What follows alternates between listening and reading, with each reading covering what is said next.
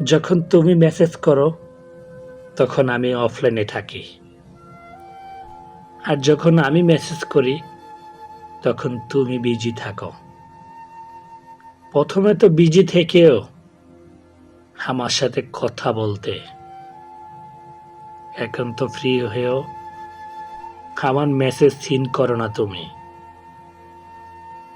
এখন আর আমাকেও বারবার তোমাকে কথা বলার জন্য বলতে ভালো লাগে না।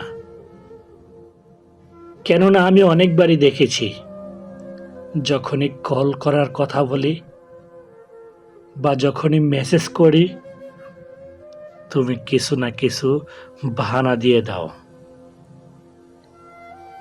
এখন আমিও আর তোমাকে জোর করব না।